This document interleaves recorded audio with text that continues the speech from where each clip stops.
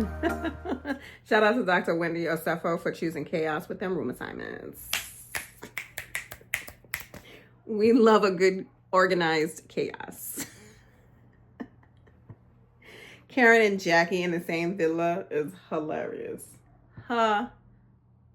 Hilarious. Giselle and Stacy in the same villa. Comedic gold. So I appreciate Wendy just being forthright and saying that I chose chaos. We are going to do this and we are going to see what happens. Now, Mia doubled down in on talking about these kids is just trash. And we know Mia likes to lie, and we know that the truth ain't nowhere near her most times. And yeah. Karen taking a photo of Jacqueline is hilarious.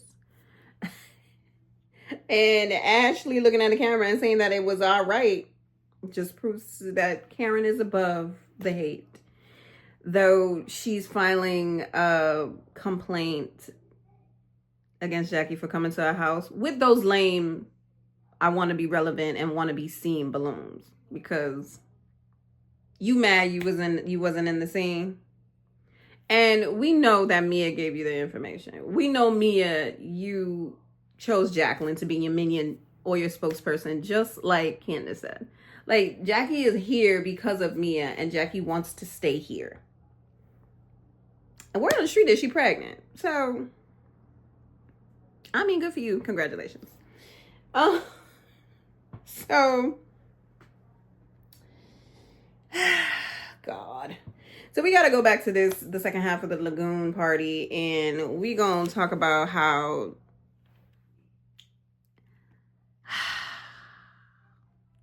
let's just take a moment of silence for TJ and Stacy. A lot of people are saying that Stacy is doing a Kenya and bought TJ, but if she bought somebody to bring on the show, she chose him. Him of all people. I mean, he's good TV because we talking about him, and he's giving us vibes that he's just not into her. Did y'all see that kiss? And then who was it? It was Kiarna, or was it Jazzy that said that? No, it was Giselle. Giselle said, y'all not really in a relationship like that. So, and he was like, I would have to agree with her. Man, I'm just like, and did y'all see that picture of him in that black shirt at Watch What Happens Live? We listen and we judge secretly. But I'm just like, Stacey, you know that man ain't into you. You know that man is not into you. He's either using you to get on TV because he's like 55, saying that he's in his 40s. And there ain't nothing wrong with him playing not lead roles. Not everybody could be an A-list celebrity. Not everybody could, be the lead in soap operas. But he trying to come up. And he's using you for that, or you're letting him use you for that. And that's why y'all not in a relationship. I don't know. But Stacey, that man don't like you. And you don't like that man for real. Please. You don't. You really don't like him like that. I don't believe you. I don't believe you. I don't. And just like, listen, just like everybody said on the Sprinter, on that 2-hour drive to the resort, the spidey senses are there, babes. The senses are there that, he don't like you like that. But,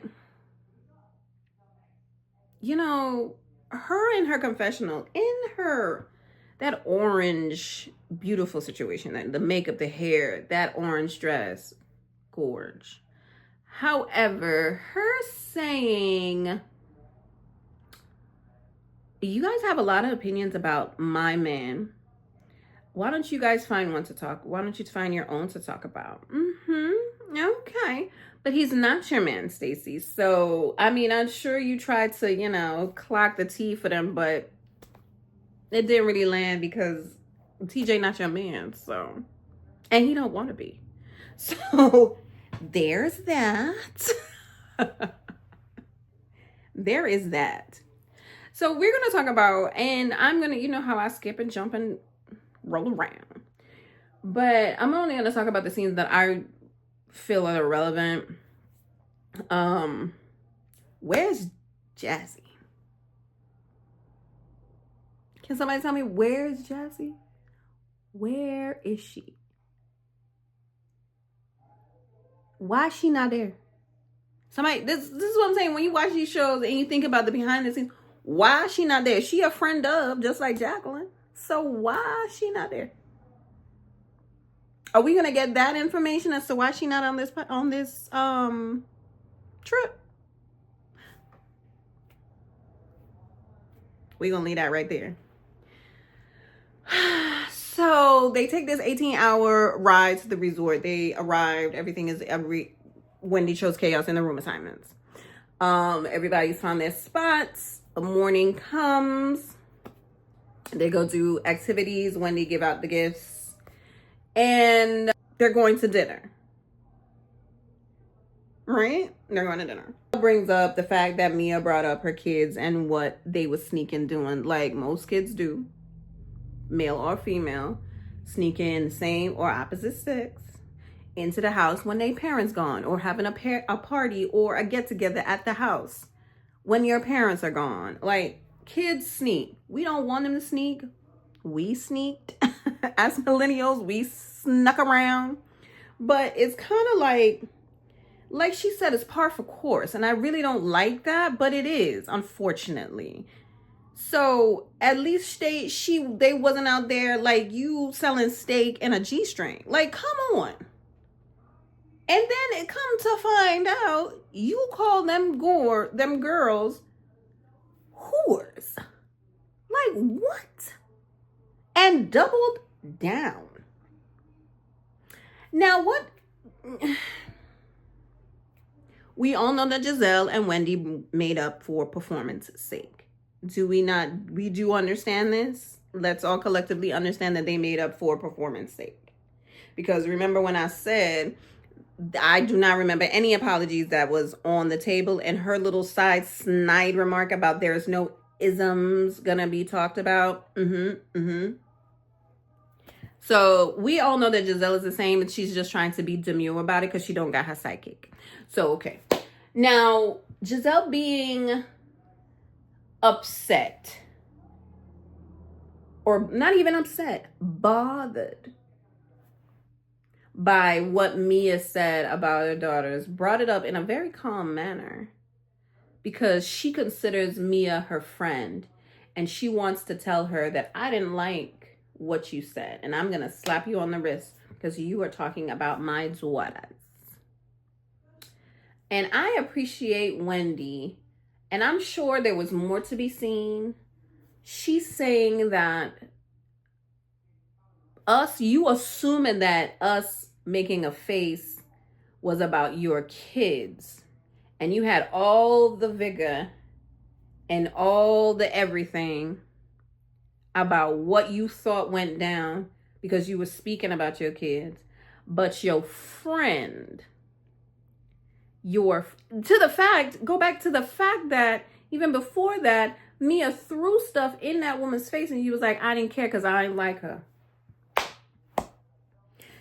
To your friend talking about your kids to your face, doubling down on it, and you're like, oh, so calm, so nice about it. Now you all over the TV and the internet everywhere talking about Mia's dead to me. Okay. All right. We've been sick of Mia 3 seasons ago. So what are you even saying to us, Giselle? What are you even saying to us? Like, just be so for real.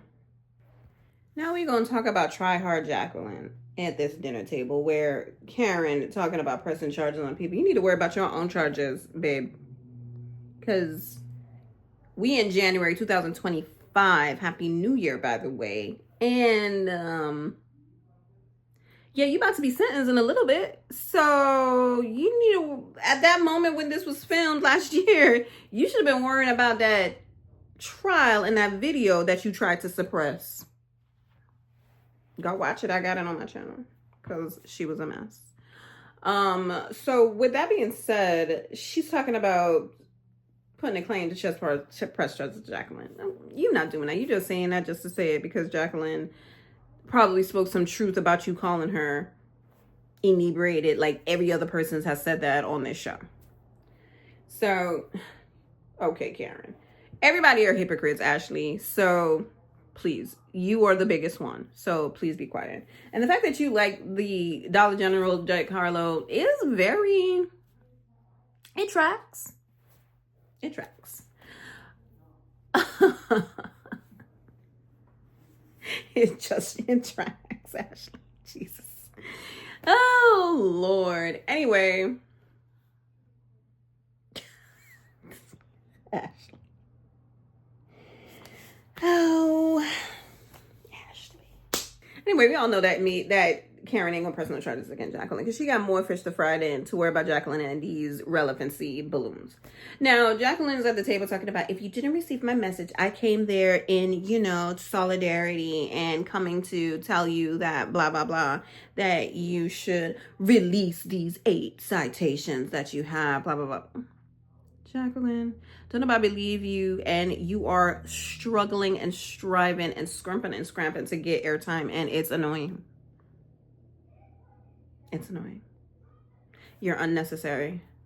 You're literally just there for Mia to have somebody, I guess, to talk to. I don't know.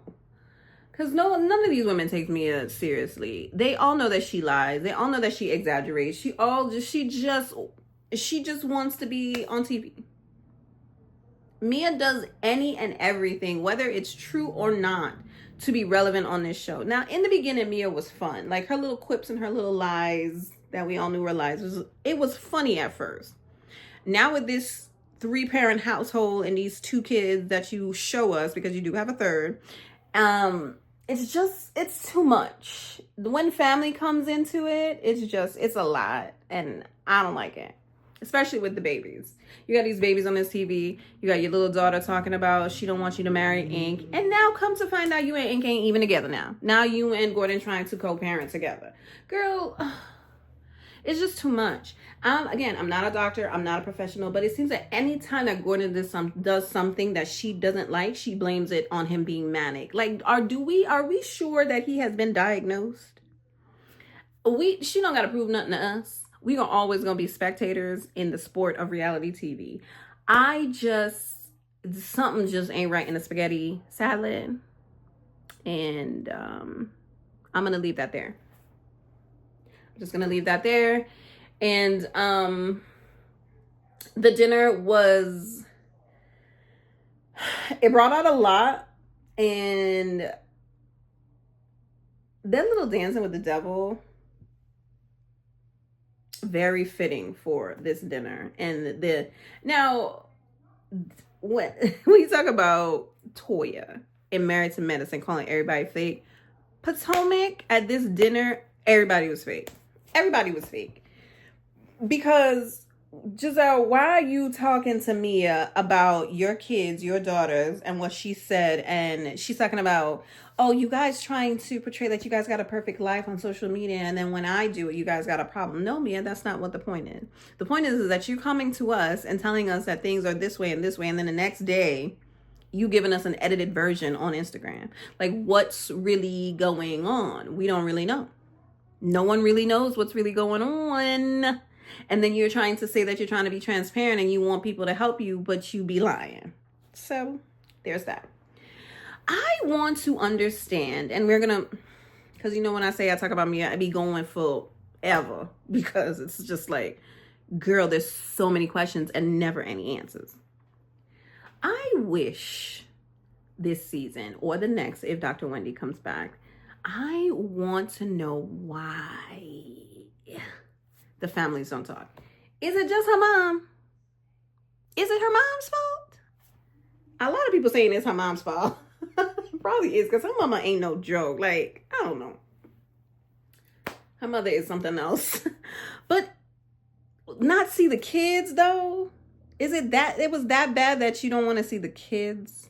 Like, that is something that that the kids are in talks about, but they're not involved, Mia. I just want to know why they didn't want them to get married, why they don't like her at all, why they've never met their grandkids. And this has been going on for over 10 years. That's crazy. It's crazy. That's the stuff that I would want to see a little bit of. And then show me, you know, where y'all go shop in Potomac. Or where y'all go to DC to have dinner. Like, I just want what Reality Housewives was supposed to be in the beginning. Show us all the things that we can't relate to. Or, you know, us middle class people that, you know, are trying to attain. Show us that. And then sprinkle in a little bit of drama, a little bit of tea, and then go back to that. You know what I'm saying? Karen with her DUI about to be sentenced. Now, what y'all think? Do you think Karen's gonna get sentenced to 2 years? I think that she should be. I think that she needs a rude awakening, because come to find out, baby, this is the second time in that county. She has other DUIs in other counties. If this judge does not give her like mandatory rehab, like in-house rehab, or mandatory, or sentence her to 2 years to jail, like, something has got to give, that she has not learned her lesson. Like, it's been like 4 or 5 DUIs that she's had, that we are getting in our ear now that she's had. I think that she needs a rude awakening. And the reason, I mean, and I'm not riding for Karen because I don't know this woman. Like, Karen is great TV. She is quick with the quips. She's quick with the reads, honey. Especially when she talked about Jacqueline and her Fashion Nova outfits. And then Jacqueline came on the internet talking about how she has wealth and she has things $50, she got things thousands of dollars, because we do not care. We don't care. It was a funny joke. And then people talking about the way you dress. Even your friend Mia say that you can't dress. So, like, girl, we don't care. I hope you got $1 million in the bank for your kids, each one of them. And the one supposedly on the way. I hope that you have generational wealth. Girl, we don't care. We don't. We don't. I just feel like Karen needs a rude awakening. She needs a rude awakening, because this cannot go on. And God bless Ray, because that man was there for her. He was trying to help her out at that scene. Like, if y'all haven't seen the on-site video, because that's what I have the on-site video. I don't have the jail video where she says she is Thomas Jefferson concubine. Jesus Lord. That woman was 3 sheets to California, because that woman was lit, like she said.